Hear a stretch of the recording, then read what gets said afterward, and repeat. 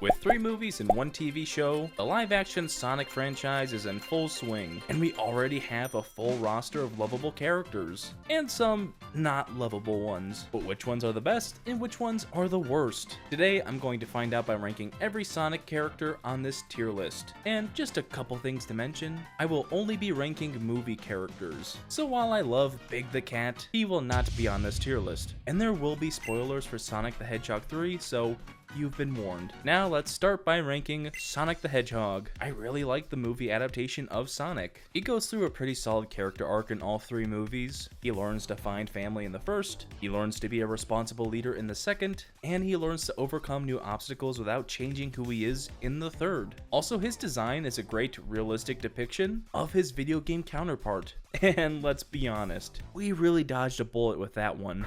What the hell is even that? Ben Schwartz gives a solid vocal performance across all 3 films, and the inclusion of Super Sonic makes for some really epic moments, especially in Sonic 3. I mean, his fight and team up with Shadow was truly something to behold. The one downside to Sonic's character in these films is that he is maybe too jokey at times. Some of his attempts at humor fall flat, and he can at times fail to lock in. But still, he's the main character, he's the backbone of the series, and he's a great character. He's a solid A tier. Next up we have Tom and Maddie Wachowski, Sonic's Earth parents and the main human characters. I think they served their role in the story fairly well. James Marsden and Tika Sumpter are both likable actors with good chemistry together, although they don't really have any story. Tom has a bit of a conflict in the first movie, where he isn't sure if he should help Sonic or not, but that's really it. These two are just a nice anchor for the Sonic family, and they have some funny moments here and there across the series, so I'm going to put both of them in B tier. Next up we have the one and only Dr. Robotnik,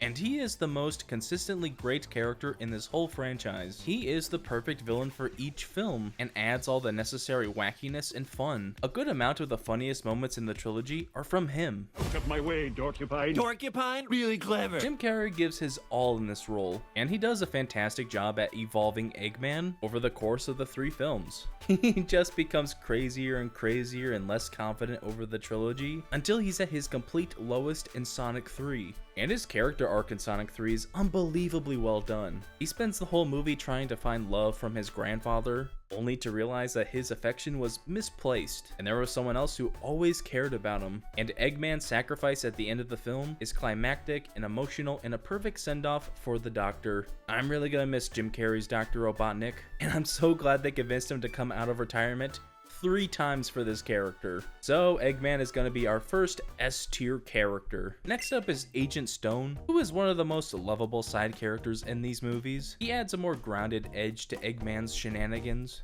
and he has a surprising amount of memorable, funny bits, like his lattes with steamed Austrian goat milk, or his revenge guac, or the fact that he's able to do just about anything that the Doctor requires. And the actor who plays Stone adds a lot to this role, especially in the 3rd film, when he watches Eggman sacrifice himself for him and the rest of the entire world. I can't quite put him in S tier because he's just not on that level. He doesn't have enough of an impact on the story, but he belongs in A tier. Commander Walters is next, and I think this is a fine character. He's kinda inconsistent with how much he trusts Sonic, because in Sonic 2 he tries to capture him, but in Sonic 3 he's like, Sonic, you're the only person I can trust with this key for the world-killing weapon. I'm dying because I'm so freaking old. And we never really see the development where he begins to trust Sonic. But he has a really funny running joke of being an Olive Garden fiend. Have you tried their never-ending pasta bowl? It never ends. And his death in Sonic 3 adds some necessary stakes for the film. Poor guy died in a Chow garden, and not an Olive Garden. That's just heartbreaking. He's a solid C tier character. Next up is Ozzy, who's Tom and Maddie's dog. And he's pretty much just a dog, but I like dogs. And the series manages to give him more personality by translating his barks, so we know he's jealous of Sonic for taking away his humans, as he says. Ozzy is another C tier character. He's a good boy. Rachel, who is Maddie's sister, is up next, and she's not the greatest character. She's this funny side character who I don't think is all that funny. She was fine in the first film, and she was thankfully only a cameo in the 3rd, but we spend an unfortunate amount of time with her in the 2nd. Seriously, that whole story of her her getting catfished by a gun agent was insanely awful and led to some really cringeworthy moments. Hell hath no fury like a bride scorned. Rachel is gonna have to go in D tier. Oh boy. Next is Wade Whipple. Yeah, Wade is probably my least favorite character in this entire franchise. In the main Sonic movies, he isn't even that bad. He's just a kind of annoying side character who gets like 5 minutes of total screen time across the 3 films. In those movies, he's tolerable. But the Knuckles show exists, where he is the main character, and man, he makes that series so tough to watch. His story is just so incredibly generic. He learns to gain more confidence and to find his inner warrior, and he becomes a better bowler, I guess. Just a side note, Wade really reminds me of a kid I used to know in high school. He was on the school's bowling team, he wore jorts just about every single day, and he was also obsessed with Vine. Like the day they shut Vine down, he was actually heartbroken. All around me are familiar faces. And I imagine Wade was a big Vine guy at some point. Wade Whipple is not a good character at all, and he actively hurts every single project he's in. So he's gonna have to go in D tier. The last character from the first Sonic film is Longclaw, who is Sonic's mother figure who eventually dies. And that's pretty much her entire character, but she serves her purpose, and Longclaw does have a lasting impact on the franchise, with Sonic still missing her in every single movie. So while she doesn't have a ton of screen time, Longclaw is still a good character. B tier. Now we're moving on to the characters introduced in Sonic the Hedgehog 2, starting with Knuckles the Echidna. I freaking love Knuckles, man. He is by far one of the most entertaining characters on this list. In his first appearance, he's both really funny and really intimidating, and he also has a good story of seeing Team Sonic as his new clan, and Knuckles is just as good in his other appearances as well. While the show wasn't great, Knuckles himself was easily the best part about it, and he was pretty well characterized in Sonic 3 as the muscle of the team, who's fueled by his honor and loyalty, and is also the comic relief of the group. He does look like a Pokemon. Pika Pika! Idris Elba is great in this role. Also, Knuckles has one of the all-time best video game designs, and this series did a good job adapting that design. I love Knuckles, and he really has no downsides at all. He's an easy S-tier character. Tails is maybe the most underrated Sonic character, and he really shouldn't be. Tails is the freaking GOAT. He's always there. He's always keeping Team Sonic together. He's always locked in. He's not the strongest member of the team, but he's maybe the most useful. Sonic and Knuckles would get nowhere without Tails. His design in the movies is also peak. I mean, he's so adorable. Even Agent Stone had to admit it. The vocal performance by Colleen O'Shaughnessy is also fantastic, and I like how Tails is used in this franchise. He has a good character arc in Sonic 2 about gaining confidence, and as I already mentioned, he's the MVP of Sonic 3. Tails is the most goated character I've mentioned so far. He's going in S tier. The last character from Sonic the Hedgehog 2 is Randall. Frickin' Randall. I already talked about his one plot point when I ranked Rachel. He was the gun agent who catfished her to get closer to Sonic, and just like Rachel, he is a bad character. His story is lame and distracts from the otherwise good movie. At least his part in Sonic 3 was cut down significantly. Hopefully this franchise will just move on from these characters. Know your place, trash. He's going in D tier right next to his wife. Now we're moving on to the Knuckles characters, and look, I'm not going to explain what tier these characters are going in. I'm going to explain why they each belong in D tier. Starting with Wade Whipple's family. His sister is generally annoying. Her whole personality is that she's a fed. His mother is fine, but really generic. She does nothing in the show, besides have a buffoonishly cartoony action sequence in episode 3, and his dad, Pistol Pete, is an awful, goofy, evil father, and a complete waste of Carrie Elwes's talents. So the Whipples are all going in D tier. Next up we have Chocolate Eclair, or whatever this guy's name was. He's a bounty hunter character, and much like all the other characters on this show, he's much too goofy to really take seriously. His whole purpose is to be the first obstacle for Wade to overcome on his journey to the bowling tournament, and his duel with Wade is silly and dumb, and I hate everything about it. Oh, and Fresh Prince of Bel-Air also takes part in the show's musical sequence, just to add insult to injury. So yeah, Ric Flair is going in D tier. Now we have the main villains of the Knuckles show, Woman, Man, and the Buyer. Woman and Man are both so boring and add nothing to this show. They are just minor inconveniences to our main characters. I guess it's kinda cool how they're humans who can go toe to toe with Knuckles, but they lose all the time anyway, so it's not even that cool.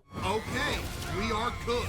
Also, in terms of personality or memorability, they have none. And then there's the buyer, who's probably the most disappointing character from the show. This guy could have been so cool. He has a cool mech suit. He's played by a cool actor. Think I'll take 2 chickens. But this is just a nothing burger of a villain. His motivations are flat, he barely has any screen time before the final fight, and that final fight itself is kinda lame and underbaked. So yeah, these last 3 Knuckles characters are all going in D tier. Before we move on to the awesome characters from Sonic 3, I just want to mention, if you've enjoyed this video so far, why not hit that subscribe button? You'll see all the new videos from me, and you'll help me get closer to 100,000 subs. And once we hit that goal, I'm releasing a ranking of every single Star Wars movie and show. So if you want to see that, make sure you're subscribed. Now let's talk about the best hedgehog. You're a colorful bunch. I'm gonna get right to the chase. Shadow the Hedgehog is flat out the best character of this entire franchise, which makes sense. He could potentially be the best character in all of gaming. But everything about Shadow in Sonic 3 is perfect. His design is so well done. He perfectly translates into live action, and I love all the little details like his air shoes and how his chaos energy powers are depicted. Keanu Reeves gives his all to this character. He perfectly captures that mid-2000s Anakin Skywalker symbiote Spider-Man, Linkin Park energy. He can be really menacing, but he also adds a lot to these more emotional moments. And Shadow's story in Sonic 3 is the reason this movie is so beloved. We get a good amount of time between him and Maria, and when she was accidentally killed by Gun, Shadow completely lost himself. Maria was his rock, the one person in his life who treated him like a friend, and not a dangerous alien creature. Now all that's left of him is grief and anger. But after his talks with Sonic, he learns he doesn't have to be controlled by his grief. The pain of losing Maria will never leave him, but instead of focusing on that pain and destroying everyone and everything, he learns he can focus on the love he had for his friend and strive to be the person that she wanted him to be. And "a light shines even though the star is gone" is the best written line of this entire franchise.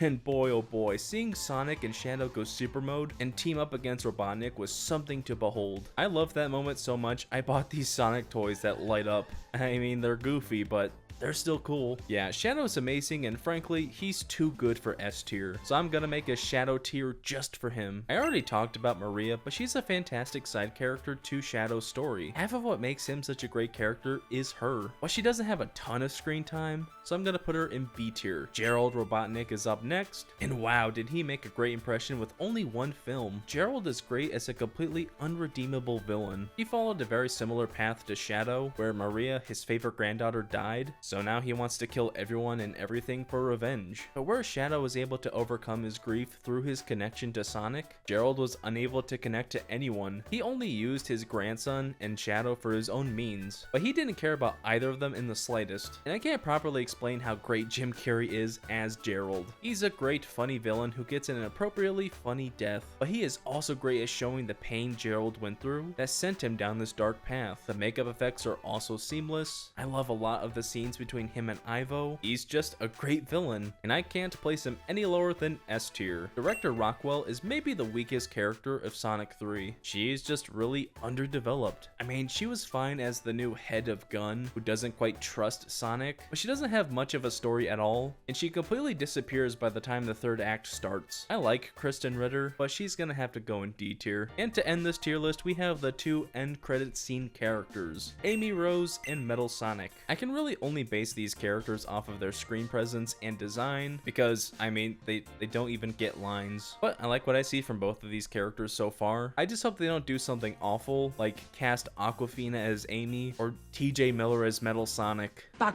So they're both going in C tier, and that's the tier list. How would you rank the Sonic the Hedgehog characters? Let me know down below. This is going to be my last video of 2024, and I thank each and every one of you who checked out one of my videos. I'm very excited for all the content I have planned in 2025, so make sure you stay tuned for those videos.